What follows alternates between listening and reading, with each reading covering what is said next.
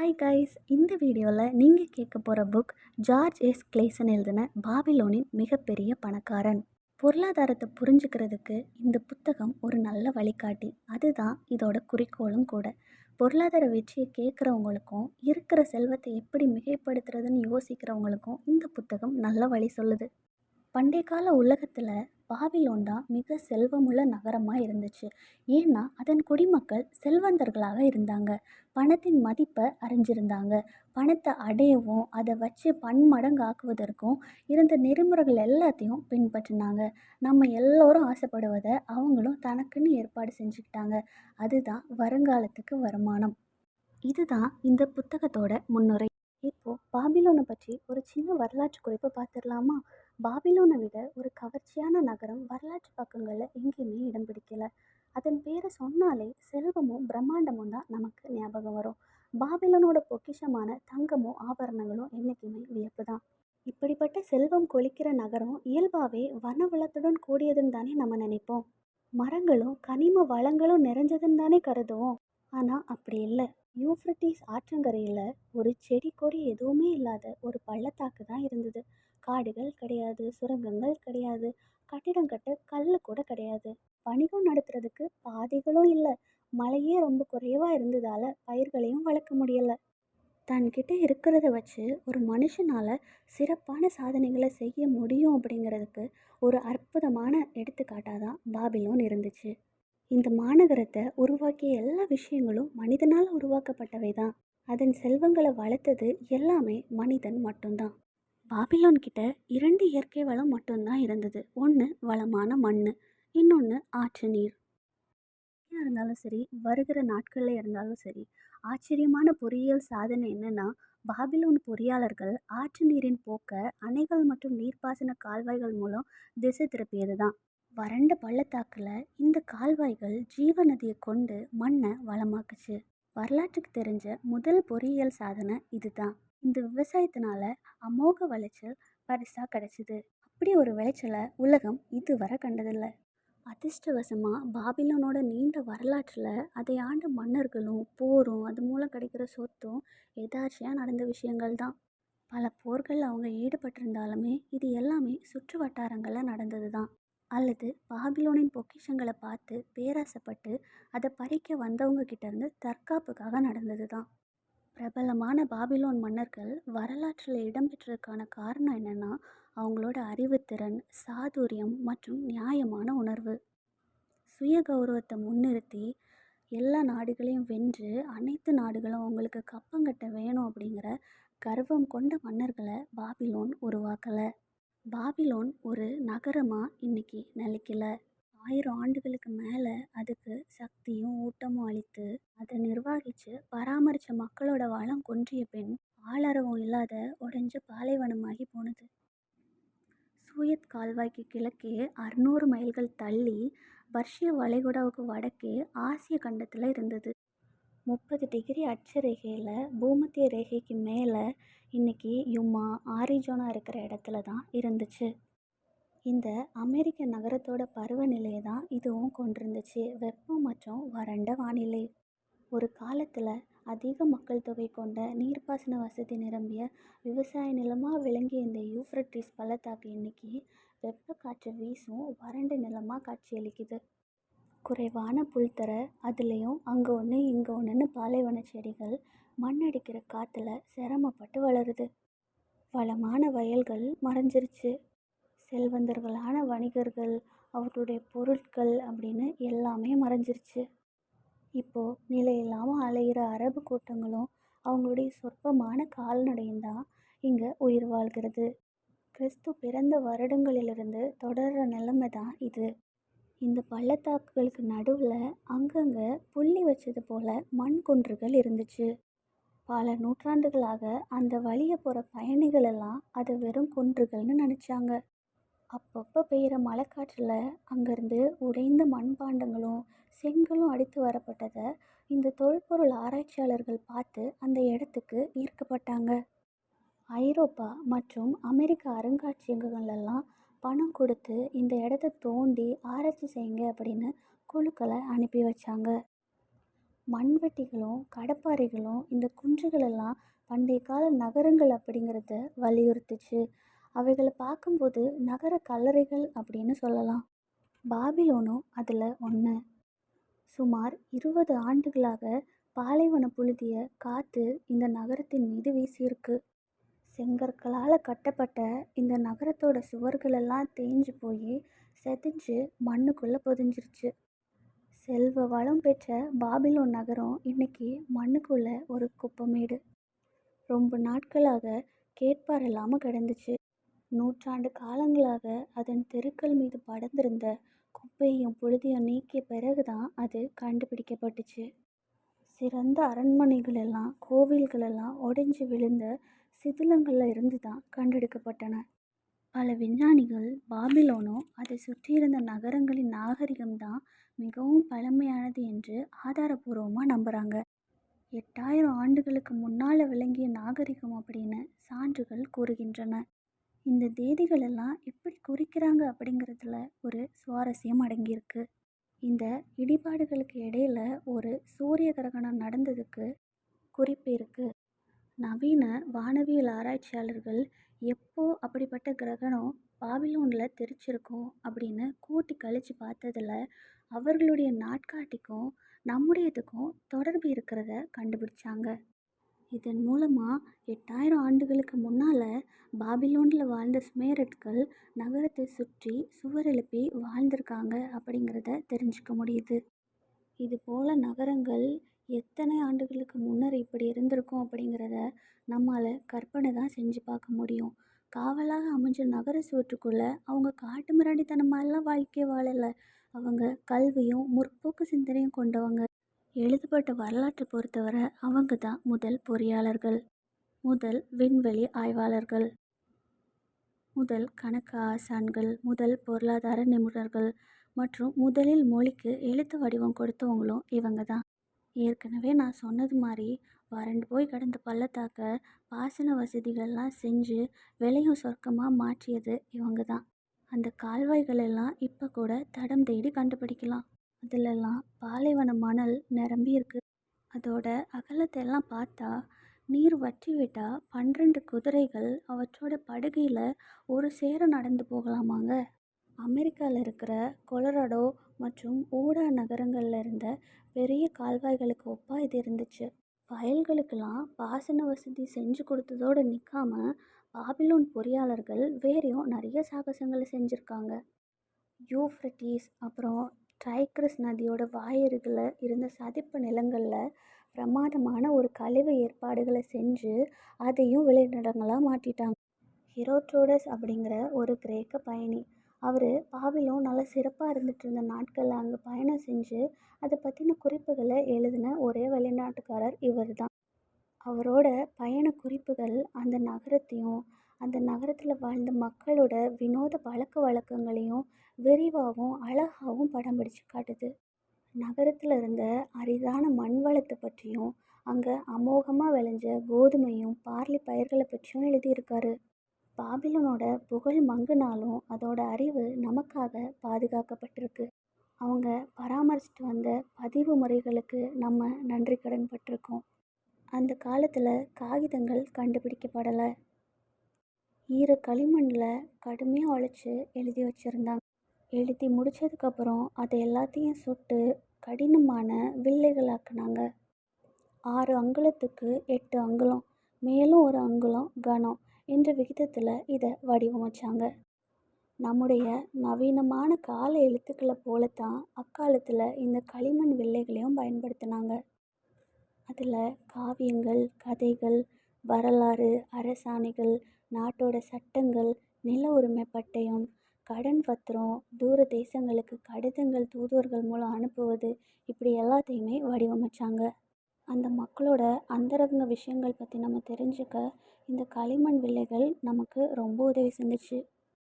உதாரணத்துக்கு ஒரு வில்லையில் அந்த ஊர் கடைக்காரர் ஒருவர் குறிப்பு எழுதியிருக்காரு. என்ன எழுதியிருக்காருன்னா, ஒரு குறிப்பிட்ட நாளில் ஒரு வாடிக்கையாளர் ஒரு பசுமாட்டை கூட்டிகிட்டு வந்து அதுக்கு பதிலாக 7 கோணி கோதுமையை வாங்கிட்டு போயிருக்காரு.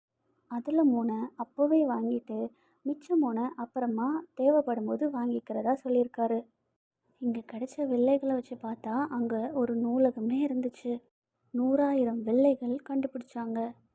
பாபிலோனோட மிகப்பெரிய அதிசயமே அதை சுற்றி இருந்த சுவர்கள் தான். பண்டைய குலத்தினர் எல்லாமே அந்த சுவர்களை எகிப்து பிரமிடுகளோடு ஒப்பிட்டு உலகத்தோட 7 அதிசயங்களில் அதுவும் ஒன்று அப்படின்னு குறிப்பிட்டாங்க. நகரத்தோட பழமையான வரலாற்றின்படி ராணி செமராமிஸ் தான் முதல்ல சுவர்களை எழுப்பிய பெருமையை அடைகிறாங்க. நவீன அகழ்வாளர்களுக்கு அந்த பழைய சுவர்களெல்லாம் தோண்டும் போது கிடைக்கல. அவற்றோட சரியான உயரமும் தெரியல.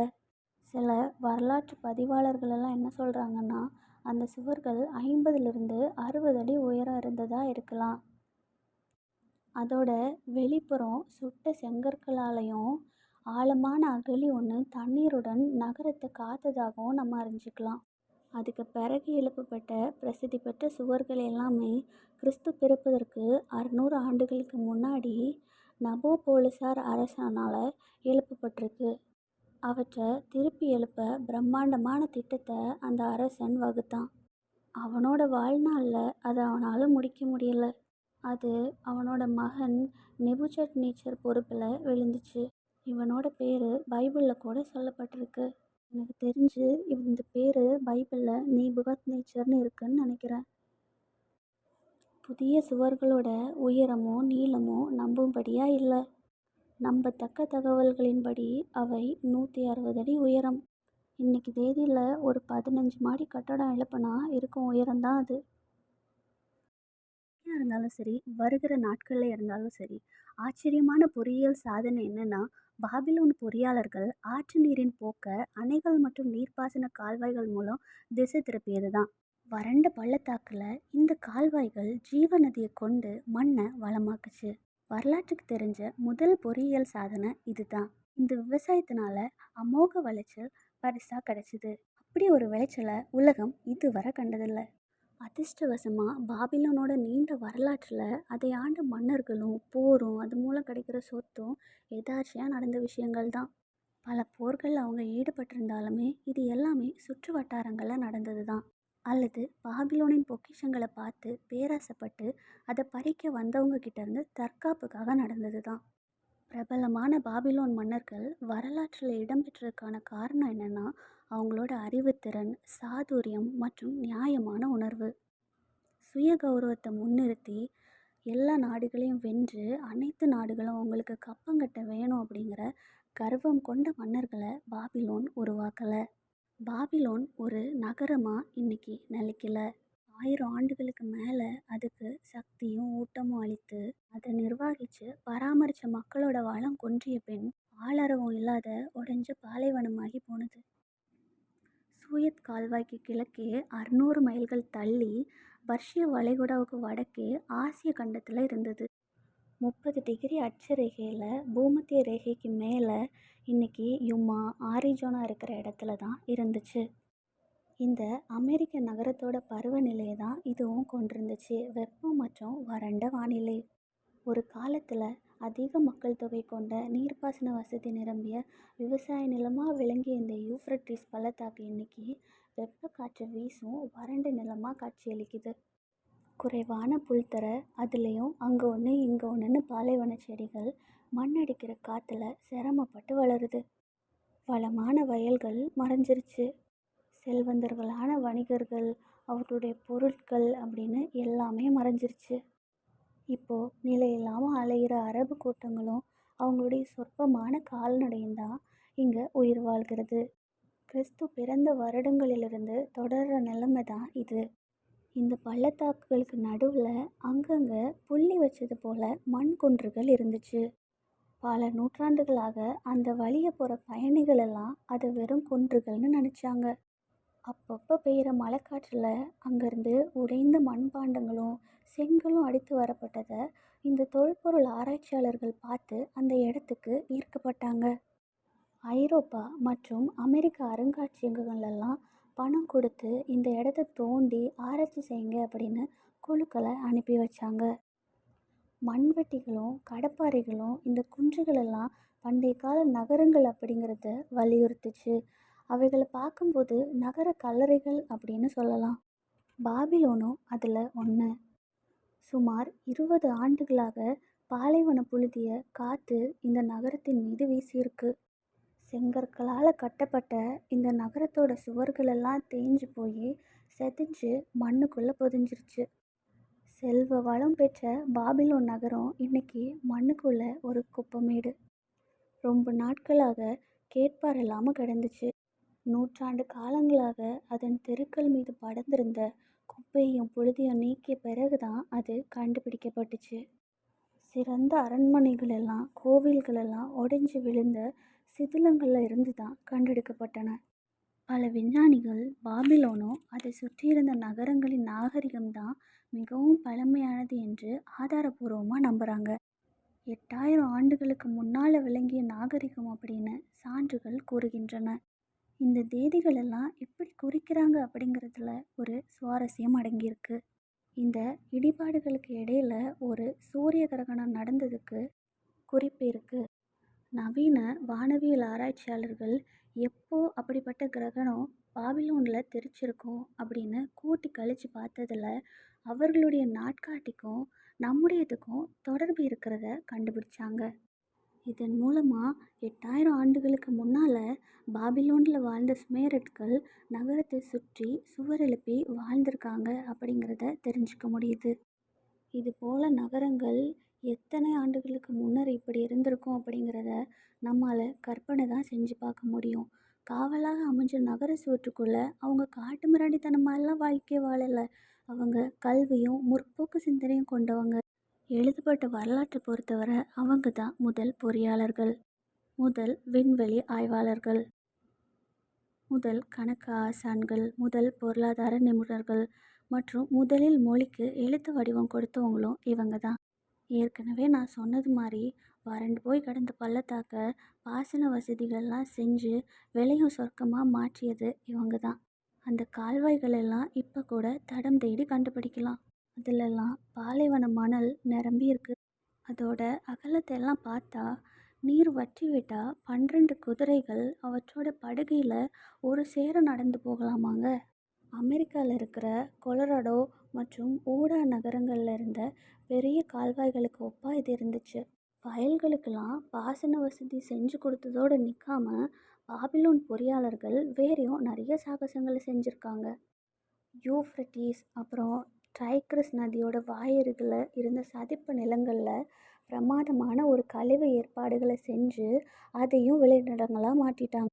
ஹெரோட்ரோடஸ் அப்படிங்கிற ஒரு கிரேக்க பயணி, அவர் பாபிலோன் நல்லா சிறப்பாக இருந்துட்டு இருந்த நாட்களில் அங்கே பயணம் செஞ்சு அதை பற்றின குறிப்புகளை எழுதின ஒரே வெளிநாட்டுக்காரர் இவர் தான்.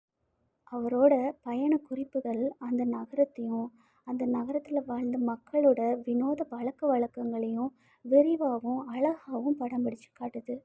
நகரத்தில் இருந்த அரிதான மண் வளத்தை பற்றியும் அங்கே அமோகமாக விளைஞ்ச கோதுமையும் பார்லி பயிர்களை பற்றியும் எழுதியிருக்காரு.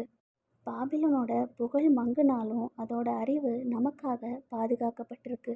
அவங்க பராமரிச்சுட்டு வந்த பதிவு முறைகளுக்கு நம்ம நன்றி கடன் பட்டிருக்கோம். அந்த காலத்தில் காகிதங்கள் கண்டுபிடிக்கப்படலை. ஈர களிமண்ணில் கடுமையாக உழைச்சி எழுதி வச்சுருந்தாங்க. எழுதி முடித்ததுக்கப்புறம் அதை எல்லாத்தையும் சுட்டு கடினமான வில்லைகளாக்குனாங்க. 6 அங்குலத்துக்கு 8 அங்குலம், மேலும் ஒரு அங்குலம் கனம் என்ற விகிதத்தில் இதை வடிவமைச்சாங்க. நம்முடைய நவீனமான கால எழுத்துக்களை போலத்தான் அக்காலத்தில் இந்த களிமண் வில்லைகளையும் பயன்படுத்தினாங்க. அதில் காவியங்கள், கதைகள், வரலாறு, அரசாணைகள், நாட்டோட சட்டங்கள், நில உரிமை பட்டயம், கடன் பத்திரம், தூர தேசங்களுக்கு கடிதங்கள் தூதுவர்கள் மூலம் அனுப்புவது, இப்படி எல்லாத்தையுமே வடிவமைச்சாங்க. அந்த மக்களோட அந்தரங்க விஷயங்கள் பற்றி நம்ம தெரிஞ்சுக்க இந்த களிமண் வில்லைகள் நமக்கு ரொம்ப உதவி செஞ்சுச்சு. உதாரணத்துக்கு ஒரு வில்லையில் அந்த ஊர் கடைக்காரர் ஒருவர் குறிப்பு எழுதியிருக்காரு. என்ன எழுதியிருக்காருன்னா, ஒரு குறிப்பிட்ட நாளில் ஒரு வாடிக்கையாளர் ஒரு பசுமாட்டை கூட்டிகிட்டு வந்து அதுக்கு பதிலாக 7 கோணி கோதுமையை வாங்கிட்டு போயிருக்காரு. அதில் 3 அப்போவே வாங்கிட்டு மிச்சம் 3 அப்புறமா தேவைப்படும் போது வாங்கிக்கிறதா சொல்லியிருக்காரு. இங்கே கிடைச்ச வில்லைகளை வச்சு பார்த்தா அங்கே ஒரு நூலகமே இருந்துச்சு. 100,000 வில்லைகள் கண்டுபிடிச்சாங்க. பாபிலோனோட மிகப்பெரிய அதிசயமே அதை சுற்றி இருந்த சுவர்கள் தான். பண்டைய குலத்தினர் எல்லாமே அந்த சுவர்களை எகிப்து பிரமிடுகளோடு ஒப்பிட்டு உலகத்தோட 7 அதிசயங்களில் அதுவும் ஒன்று அப்படின்னு குறிப்பிட்டாங்க. நகரத்தோட பழமையான வரலாற்றின்படி ராணி செமராமிஸ் தான் முதல்ல சுவர்களை எழுப்பிய பெருமையை அடைகிறாங்க. நவீன அகழ்வாளர்களுக்கு அந்த பழைய சுவர்களெல்லாம் தோண்டும் போது கிடைக்கல. அவற்றோட சரியான உயரமும் தெரியல. சில வரலாற்று பதிவாளர்களெல்லாம் என்ன சொல்கிறாங்கன்னா, அந்த சுவர்கள் 50லிருந்து 60 அடி உயரம் இருந்ததாக இருக்கலாம். அதோட வெளிப்புறம் சுட்ட செங்கற்களாலையும் ஆழமான அகழி ஒன்று தண்ணீருடன் நகரத்தை காத்ததாகவும் நம்ம அறிஞ்சிக்கலாம். அதுக்கு பிறகு எழுப்பப்பட்ட பிரசித்தி பெற்ற சுவர்கள் எல்லாமே கிறிஸ்து பிறப்பதற்கு 600 ஆண்டுகளுக்கு முன்னாடி நபோபோலிசார் அரசனால் எழுப்பப்பட்டிருக்கு. அவற்றை திருப்பி எழுப்ப பிரம்மாண்டமான திட்டத்தை அந்த அரசன் வகுத்தான். அவனோட வாழ்நாளில் அதை அவனால் முடிக்க முடியல. அது அவனோட மகன் நெபுசட்நேச்சர் பொறுப்பில் விழுந்துச்சு. இவனோட பேர் பைபிளில் கூட சொல்லப்பட்டிருக்கு. எனக்கு தெரிஞ்சு இந்த பேர் பைபிளில் நேபுகத்நேச்சர்னு இருக்குன்னு நினைக்கிறேன். புதிய சுவர்களோட உயரமும் நீளமும் நம்பும்படியாக இல்லை. நம்பத்தக்க தகவல்களின்படி அவை 160 அடி உயரம். இன்னைக்கு தேதியில் ஒரு 15 மாடி கட்டடம் எழுப்பினா இருக்கும் உயரம்தான் அது. அதோட நீளம் 9லிருந்து 11 மைலாக இருக்கலான்னு சொல்கிறாங்க. 6 குதிரைகள் பூட்டிய தேரை ஓட்டும் அளவுக்கு அகலமானதான். அடித்தளம் மற்றும் அகழியை தவிர இந்த பிரம்மாண்டத்தில் கொஞ்சம் கூட மிச்சம் இல்லை. இயற்கையின் அழிவை தவிர அரேபியர்கள் செங்கல்களெல்லாம் தோண்டி எடுத்து வேறு இடத்துல கட்டிடம் கட்ட பயன்படுத்தினாங்க. அந்த காலத்தில் போரில் வெற்றி பெற்ற பெரிய போர்ப்படைகள் கொண்ட ஒவ்வொருத்தங்களும் படையை திரட்டிட்டு பாபிலோன் சுவர்களை நோக்கி வந்தாங்களாம். நிறைய அரசர்கள் பாபிலோன் மீது போர் தொடுத்தாங்களாம், சூழ்ந்தாங்களாம். ஆனால் எல்லாமே வீண்தான். அந்த காலத்து போர்ப்படைகளை சாதாரணமாக எடை போடக்கூடாது. 10,000 குதிரைப்படை வீரர்கள், 25,000 தேர்கள், 12,000 காலாட்படை வீரர்கள், அதில் ஒவ்வொரு பிரிவுலையும் 1000 போர் வீரர்கள்னு வரலாற்று ஆய்வாளர்கள் குறிப்பிடுறாங்க. பல சமயங்களில் ஆயுதங்களை திரட்டி போருக்கு ஆயத்தமாக 2லிருந்து 3 வருஷங்கள் கூட ஆகுமா. போர்க்காலத்துக்கு தேவையான உணவையும் அவங்க சேர்த்து வைக்கணுமா. அதுக்கு அப்புறம்தான் படையெடுக்க முடியுமா. இன்னைக்கு இருக்கிற நவீன நகரத்தை போல தான் பாபிலோன் நகரம் அமைக்கப்பட்டிருந்திருக்கு. தெருக்கள் இருந்திருக்கு, கடைகள் இருந்திருக்கு, வீடுகள் இருந்திருக்கு. வீடுகள் இருக்கக்கூடிய வீதிகளில் தள்ளுவண்டியில் பொருட்களை கூவி கூவி விற்றுருக்காங்க. அரசரோட பூசாரிகள் வியக்கத்தக்க பெரிய பெரிய கோயில்களில் பணியாற்றியிருக்காங்க. நகரத்துக்கு உள்ளேயே தனி பிரிவில் அரசருக்குன்னு தனி அரண்மனையும் இருந்திருக்கு. நகர சுவர்களை விட உயரமான சுவர்கள் தான் அரண்மனைகளே காத்துட்டு இருந்திருக்கு. பாபிலோனியர்கள் கலைகளில் தேர்ச்சி பெற்றிருந்திருக்காங்க. சிற்பம் வடிக்கிறது, ஓவியம் தீட்டுறது, நெசவு, தங்க ஆசாரிகள், உலோக ஆயுதங்கள் செய்கிறவங்க, விவசாய உபகரணங்களை தயாரிக்கிறவங்க அப்படின்னு நேர்த்தியாக செயல்பட்டிருக்காங்க. அவங்கள கொள்ளர்கள் நல்ல திறம்பட ஆபரணங்களெல்லாம் செஞ்சுட்டு இருந்திருக்காங்க. செல்வந்தர்களோட கல்லறைகள்லேருந்து பல ஆபரணங்களை கைப்பற்றியிருக்காங்க. உலகோட முன்னணி அருங்காட்சியகங்களில் காட்சி பொருட்களாக வைக்கப்பட்டிருக்கு. உலகத்தில் நிறைய பேர் கல் கோடாரியை கொண்டு மரங்களை வெட்டிட்டோம், கூரான கல்முனைகளை கொண்டு ஈட்டிகள் அம்புகள் செஞ்சு வேட்டையாடிட்டு இருந்தப்போ கூட, சண்டையிடுவது அப்படியெல்லாம் செஞ்சுட்டு இருந்தப்போ கூட, கற்கால மனிதர்களாக வாழ்ந்து கொண்டிருந்த சமயத்துலேயும் பாபிலோனிய மக்கள் கோடாரி, ஈட்டி, அம்பு இது எல்லாத்தையும் உலோகத்தினாலே தயாரிச்சிருக்காங்க. பாபிலோனியர்கள் சாமர்த்தியமான பொருளாதார நிபுணர்கள் மற்றும் வணிகர்கள் அப்படின்னு சொல்கிறாங்க. நமக்கு தெரிஞ்ச வர பணத்தை வச்சு வணிகம் செஞ்சவங்க இவங்க தான். உறுதி பத்திரம் அப்புறம் நில தஸ்தாவேஜுகளை உபயோகித்தவங்களும் இவங்க தான். கிறிஸ்து பிறப்புக்கு 540 ஆண்டுகளுக்கு முன்ன வரைக்கும் பாபிலோனை எந்த எதிரி படையுமே ஆட்கொள்ளலை. அப்போது சுவர்களையும் கைப்பற்ற முடியலை. பாபிலோன் தோற்றக்கதை ரொம்ப வினோதமானது. சைரஸ் அந்த காலத்தில் பெரிய போர் வீரன். அவன் நகரத்தை தாக்க முடிவு செஞ்சான். அந்த வெல்ல முடியாத சுவர்களை அழிக்க நினச்சான். அப்போதைய பாபிலோன் அரசன் நபோனிடஸின் ஆலோசகர்கள் அவனுக்கு இப்படி ஆலோசனை கொடுத்தாங்க. சைரஸ் நகரத்தை சூழ்ந்து உள்ளே வருவதுக்கு முன்னாடியே நம்ம வெளியில் போய் அவனை சந்திக்கலாமே அப்படிங்கிறாங்க. அப்போது பாபிலோனிய படை தோத்துது. அப்போ சைரஸ் திறந்த வீட்டுக்குள்ளே நுழைஞ்ச மாதிரி எந்த எதிர்ப்புமே இல்லாமல் பாபிலோனுக்குள்ளாடி வந்து ஆட்கொண்டான். அதுக்கு அப்புறமா தான் நகரத்தோட புகழ், ஆளுமை, சிறப்பு எல்லாமே லேசாக மங்க தொடங்குச்சு. சில 100 ஆண்டுகளில் அது கைவிடப்பட்டுச்சு, திறக்கப்பட்டுச்சு. காற்றும் புயலும் அதை மீண்டும் இடித்து பலவீனமாக்கிட்டு, எந்த இடத்துலேருந்து அதன் சிறப்பு அமைக்கப்பட்டுச்சோ அந்த இடத்துக்கே மீண்டும் திரும்பிட்டு. பாபிலோன் வீழ்ந்துட்டு மறுபடியும் எழலை. ஆனால் நாகரிகம் அதுக்கு மிகவும் கடமைப்பட்டிருக்கு. காலத்தின் நாட்கள் கர்வமாக நின்றுட்டு இருந்த அதன் கோவில் சுவர்களை தவிடு பொடியாக்கியிருக்கலாம். ஆனால் பாபிலோனின் அறிவு இவற்றுக்கெல்லாம் அப்பால் தனித்து நிற்கிறது. பாபிலோனின் மிகப்பெரிய பணக்காரன் புத்தகத்தை பற்றி முழுமையாக தெரிஞ்சுக்க முன்னாடி பாபிலோனின் வரலாறை நம்ம இப்போது முழுமையாக தெரிஞ்சுக்கிட்டோம். இனிதான் இந்த புத்தகத்தோட சுவாரஸ்யமான பக்கங்கள் நமக்காக காத்திருக்கு. தங்கத்தை விரும்பிய மனிதன், பாபிலோனின் மிகப்பெரிய பணக்காரன் அப்படின்னு ரொம்ப சுவாரஸ்யமான தலைப்புகளோட இனிவரும் காலங்களில் நம்ம இந்த கதையை படிக்கலாம். இன்னைக்கு நம்ம பார்த்த பாபிலோனோட வரலாறும் அதை நான் சொன்ன விதமும் உங்களுக்கு பிடிச்சிருந்தா இந்த வீடியோவை லைக் பண்ணி, ஷேர் பண்ணி, சப்ஸ்கிரைப் பண்ணிடுங்க. பாய்.